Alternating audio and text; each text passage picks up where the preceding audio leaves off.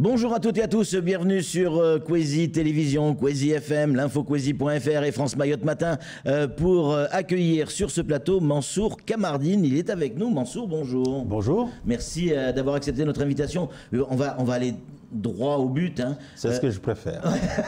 Quel est l'enjeu de cette élection? Vous avez le droit de parler jusqu'à minuit, après c'est terminé. Hein. Donc là, on est dans les clous. Quel est l'enjeu de cette élection? Parce qu'on a du mal à mettre j'allais dire, ouais, un enjeu, c'est-à-dire autant au niveau du conseil départemental, si vous gagnez, si vous perdez, qu'est-ce que ça va changer? Alors, du côté du conseil départemental de la majorité, ça ne change rien, puisque Benissa a une majorité confortable, et donc ça ne changera rien, et puis son poste à lui de président n'est pas en cause. Benissa est le président du conseil départemental. On entend dire que c'est plutôt le poste de premier vice-président qui serait peut-être un peu compliqué. Benissa est président du conseil départemental pour 6 ans. Ouais. Ensuite, il y a le poste de deuxième vice-président, puisque c'est de ça dont il s'agit. Oui. Et naturellement, quand on a une majorité comme celle-ci, l'enjeu est plutôt au niveau du canton de Sada-Chirongui, où effectivement le binôme invalidé retrouve son siège et effectivement Tamida retrouve les finances. Je pense que les électrices et électeurs du canton ne vont pas bouder ce plaisir d'avoir une présidente chargée des finances. Ça peut aider, comme le dirait très bien le président du conseil départemental. Et puis bien sûr moi-même reprendre les responsabilités que j'avais notamment au port de Longoni. Ou alors les électeurs décident d'envoyer l'autre binôme, et à ce moment-là, effectivement, le canton de Sada-Chirongui se trouverait dans l'opposition au moment où tout le monde cherche à aller rejoindre la majorité. On vous dit, là-bas sur le terrain, on ira dans la majorité. Je crois que si je suis sur Kwezi ce matin, c'est parce que vous m'avez invité. On ne va pas chez les gens quand on n'est pas invité. Je crois que le conseil départemental, en tout cas la majorité du conseil départemental, a clairement indiqué quels étaient ses choix. Et par conséquent, je crois que ces débats-là, il faut... donc vous êtes très clair là-dessus. L'enjeu pour ces élections départementales, en tout cas pour le canton de Sada-Chirongui, n'a pas d'enjeu politique sur la construction, notamment sur l'exécutif, sur le fonctionnement du conseil départemental. Ah non, pas du tout. Peu importe qui va gagner. Pas du tout. Par contre, l'enjeu est sur le canton. Oui. Lorsque nous sommes arrivés en responsabilité il y a 1 an, puisque nous avons été élus le 27 juin 2021, eh bien, on a retrouvé des dossiers qui étaient dans les cartons depuis très longtemps. À titre d'exemple, je crois que cette expérience-là, les gens de Sada, les électrices et électeurs de Sada l'ont vécu, et je pense qu'elles ne souhaitent plus la vivre. C'est qu'en 2008, quand j'ai été battu aux élections, eh bien, j'ai laissé sur la table un projet de gymnase territorial, un projet de centre d'un CFA, et un projet de centre administratif. Ces projets aujourd'hui n'existent pas, ils n'ont pas été réalisés. C'est dire que l'enjeu, il est là, c'est-à-dire que nous, souvent, quand on va élire quelqu'un, on ne se pose pas la vraie question. La question qui nous est posée, quel est, selon vous, électeurs, parmi ces candidats, le mieux à même de défendre vos intérêts? Et souvent, on dit, je vais voter pour mon voisin, je vais voter pour mon frère, je vais voter pour mon ami, je vais voter... Et souvent, on répond à côté. Donc, l'expérience que nous avons vécue en 2008 montre bien l'enjeu, et je pense que cette expérience-là nous autorise aujourd'hui à penser que les électrices et électeurs du canton de Chirongui l'ont bien maîtrisé, et on le voit sur le terrain. Deuxième enjeu, c'est on a 2 binômes face à face. Il y a le binôme que j'ai l'honneur de conduire ce matin, que j'ai l'honneur de représenter ce matin, Tamida Ibrahim, Jazila et Mohamed Abdillah. Et moi-même, c'est le binôme de la cohésion, de l'unité, qu'on appelle Konyomoja, Mahalarek, c'est-à-dire ensemble, et ainsi de suite, on a été en 2021, on est resté aujourd'hui les mêmes. Et en face, et donc du respect et de l'expérience.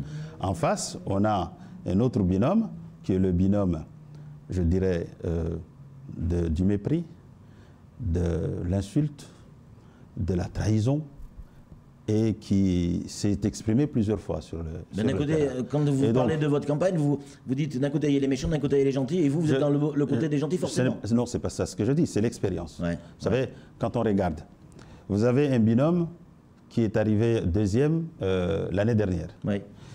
Un des binômes a porté le recours qui a prospéré devant le Conseil d'État. Et au moment où on reprend les élections, on dit non, vous êtes un incompétent. Il était compétent pour porter le recours. Il était compétent pour faire l'élection il y a un an. Un an plus tard, il était incompétent. Je comprends. Ensuite, il y a la majorité municipale de Sada fait le choix d'un autre candidat en disant « Ok, vous ne voulez pas de lui, on vous propose un autre. » Non, non, celui-là aussi est un incompétent qui était professeur au lycée de Sada. Ce mépris, cette arrogance. Et puis on dit « Place aux jeunes ».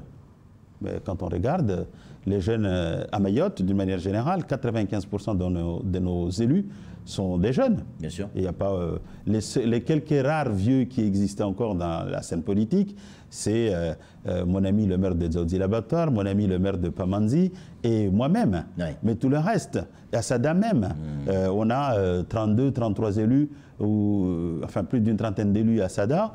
Il n'y a pas de vieux. Donc la jeunesse est bien représentée. Le seul vieux éventuellement qui pourrait venir de Sada, c'est Sérémois. Ouais. Et on ne construit pas un pays, les jeunes contre les vieux contre les jeunes, il faut l'ensemble. Et donc, je crois que c'est tout ça. Et puis à Sada, il n'y a pas un jeune. Quand on regarde Feu la jeunesse, c'est lui qui dit ça. Il a été candidat au municipal, candidat au législatif, puis candidat au cantonal. Il y a d'autres jeunes.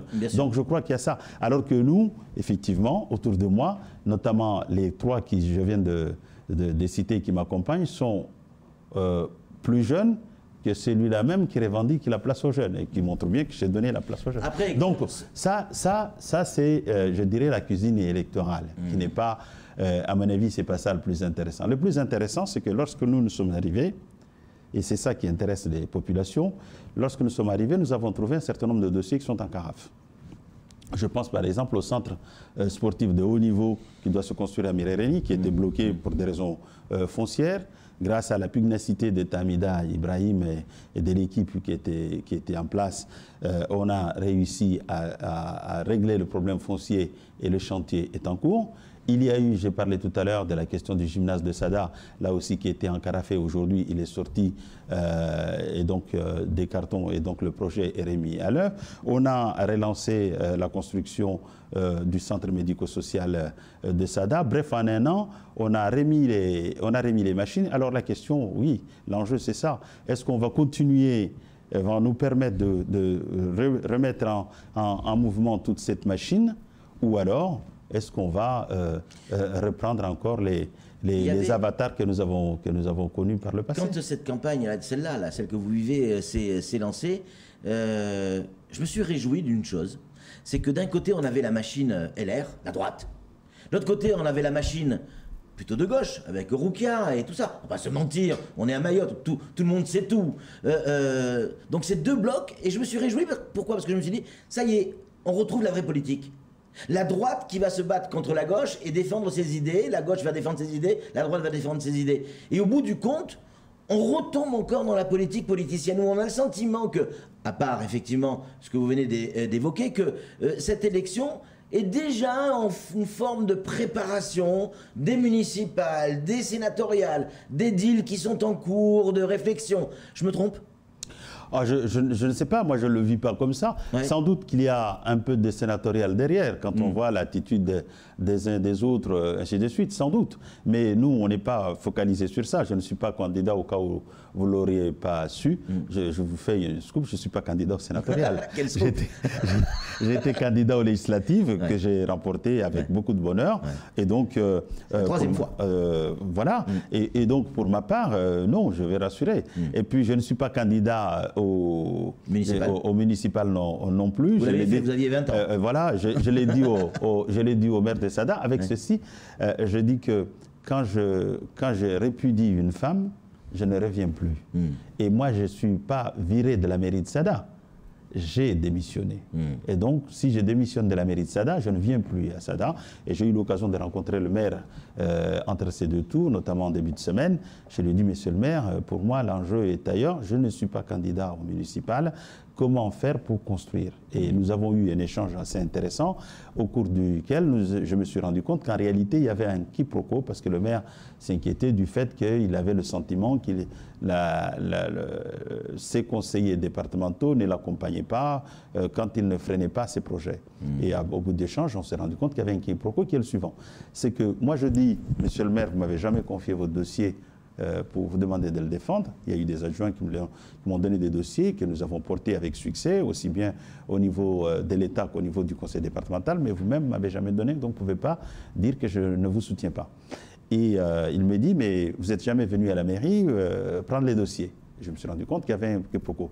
Moi, peut-être imbibé par la culture juridique selon laquelle les collectivités locales s'administrent librement et que donc je ne vais pas m'immiscer dans la vie de la commune, c'est au maire de gérer son affaire. Et donc, j'attends qu'il me donne ce dossier. Et le maire qui dit, mon conseiller, je ne le vois pas, il vient pas venu. Alors, je lui ai proposé, un modus operandi en lui disant, monsieur le maire, laissons passer les élections, quelles que soient les orientations que vous prendrez. Mais demain, nous serons toujours là des acteurs publics. Je vous propose que je vienne au conseil municipal, à la mairie, avec les équipes du conseil départemental qui suivent les dossiers, l'assistance financière aux communes. Vous faites venir vos équipes, on se retrouve ensemble, on regarde les dossiers, dossier par dossier, et puis après, on verra, on se retrouvera à échéance régulière pour évoquer les sujets, mais il n'y a aucun ostracisme de notre part, au contraire, y compris quand je ne suis pas là, je suis retenu à Paris. Madame Tamida Ibrahim se rend disponible quand il s'agit des communes. Jazila, Madi Sharif et Mohamed Abdillahi, ils y vont. J'ai une équipe, mais vraiment formée, disponible, destinée à servir. Il y a encore une question, j'en ai plein évidemment, mais sur cette élection, notamment sur ce premier tour, il y a des électeurs LR de ce canton qui n'ont pas voté pour vous. Est-ce que ces électeurs vont voter pour vous sur le second tour? Alors, je sais oui, pas, pourquoi vous en êtes certain? Alors, je ne sais pas si vous connaissez tous les électeurs LR. Non, mais... Moi, de ce que je sais, qu'est-ce que je regarde? Dans le canton, dans la commune de Sada, moi, je n'existe que ce que je suis aujourd'hui, c'est Sada qui m'a formé, et puis ensuite est venu derrière Mayotte, dans son ensemble. Mais au départ, c'est Sada. Eh bien, quand je regarde à Sada, contrairement à des idées qui étaient machin, je suis arrivé en tête à Sada, avec plus d'une centaine de voix à Sada, ce qui montre bien que les gens de Sada étaient là. Deuxième chose, et pour aller directement à la question que vous posez, je regarde ce qui se passe sur le terrain. Hier soir encore, j'ai eu une réunion avec les gens de Sada, de sorte qu'aujourd'hui, sans doute, j'appartiens à une formation politique qui a été toujours ma formation politique, mais aujourd'hui, ma candidature a changé de nature.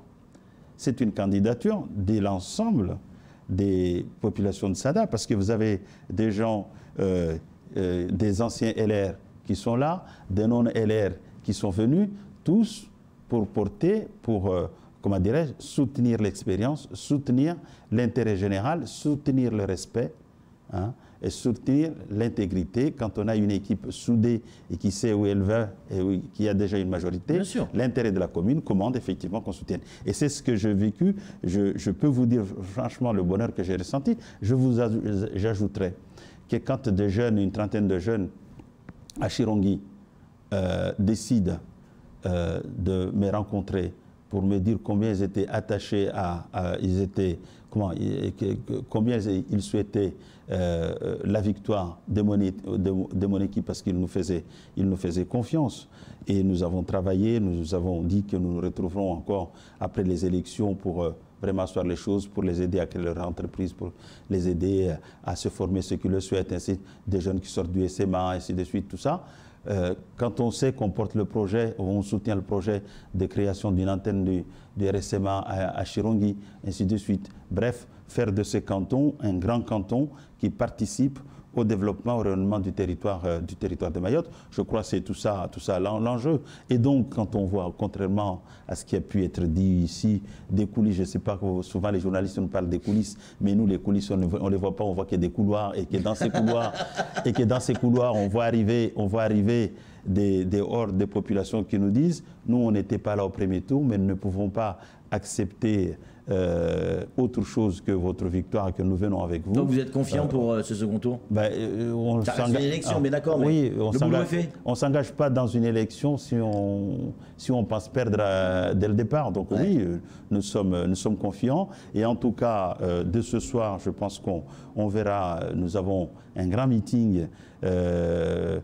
À minuit, c'est fini, hein, attention. Non, mais d'ici minuit, il y a encore beaucoup de choses à faire.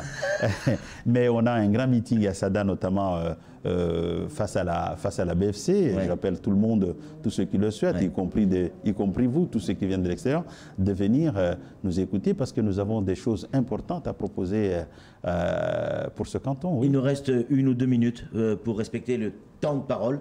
Une question plus personnelle, mais vous n'êtes jamais fatigué? Alors, non mais j'ai envie de dire, Mansour, quand est-ce que tu t'arrêtes? Quand on aime son pays, la France, quand on aime son île, Mayotte, quand on aime son canton, quand on aime sa ville, comme je vous disais, vous ne pouvez pas imaginer ce que je ressens au fond de moi quand il s'agit de Sada. Je n'existe que parce que Sada a voulu ce que je sois aujourd'hui. C'est quoi? C'est un juste retour que vous faites aujourd'hui? Et donc j'essaye de rendre ce que j'ai reçu. Quand vous regardez Sada, Sada n'est pas une ville très développée, mais il y a le minimum d'équipements publics qu'il y a. Parler du collège, du lycée, de la poste, c'est une grande ville, Sada. De la poste, de l'eau, de l'électricité, des foyers de jeunes, des choses comme ça. En parlant des foyers de jeunes, la mairie de Sada a besoin de créer la maison France Service et qui avait besoin de financement. Je m'étais engagé auprès de l'État pour trouver les financements de l'État, participation de l'État, la participation du conseil départemental. J'espère qu'on nous ramènera pour que je puisse retrouver également ces 500 000 qui manquent pour construire tout ça. Quand il s'agit de Sada, je le porte dans mes tripes. Quand je parle de ça, j'ai la chair de poule. Et donc c'est tout ça en réalité qui ça répond pas complètement à la question. C'est mon carburant. Est-ce que vous allez vous arrêter un jour? Sans doute. Sans doute. Il y a un jour, il va falloir penser à autre chose. Mais bien sûr qu'il y a... Et d'ailleurs, tous les jours, je pense à autre chose. La preuve, je n'ai pas laissé mon cabinet. La preuve, voilà. Non, j'ai autour de moi une horde de jeunes bien formés et que je continue à former. Vous savez, tout le monde me dit c'est le bonheur. La campagne du premier tour a été portée par mes colistiers. Je n'ai pas participé à la campagne, ou quasiment pas, à la campagne du premier tour. Et tout le monde dit, mais quel bonheur.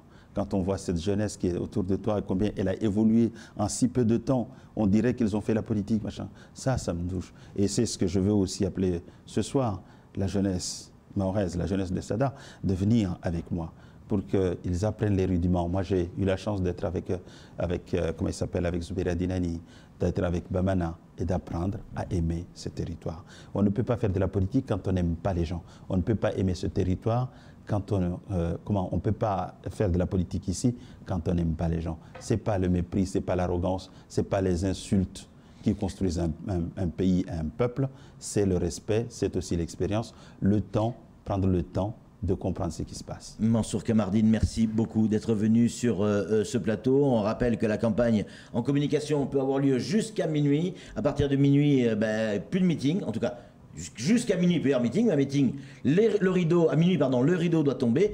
On vous souhaite bonne chance, beaucoup de courage pour la suite. C'est tout pour ce temps de parole. Tout de suite, la suite de nos programmes.